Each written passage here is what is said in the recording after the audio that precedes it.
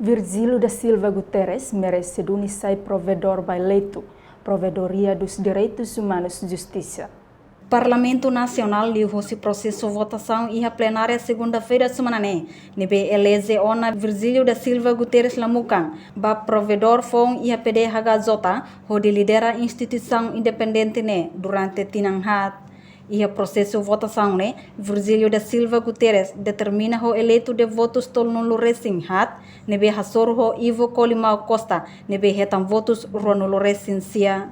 Vice-presidente do Parlamento Nacional, Maria Angelina Sarmento, jornalista terça-feira, Haktuir Katak, Virgílio da Silva Guterres, emanebe compatível, não elegível tebes, ba candidatura PDHJ niang, mas be nudar eleito ona ba cargo ida, precisa resignar ang mos husi cargo selo. Candidato senhor Virgílio Guterres compatível e elegível para a candidatura Provedoria dos Direitos Humanos e Justiça.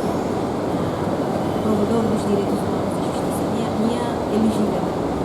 Agora, quando a cargo e da Conselho de Imprensa, precisa ouvir uma falha de lei, mas quando me assume, me pronto a candidata a esse candidato e para provedor, significa que nós temos que pronto a resignar a Conselho de Imprensa. Mas precisa de que fale também nomeação, primeiro nomeação Conselho de Imprensa, não é processo de ensaio, lei como a Conselho de Imprensa não pode usar, não precisa de ouvir a forma, nem por enquanto não é dado. Mas quando me assume cargo de ser PDHJ. Mas o senhor Virgílio, elegível, preenche requisitos legais na mesma categoria, critérios para aplicação candidato para provedor de direitos humanos.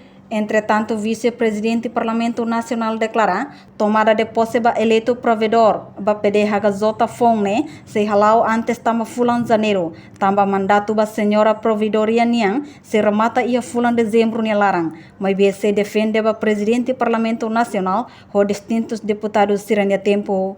Reportagem Melda Fátima, Televisão Timor Post.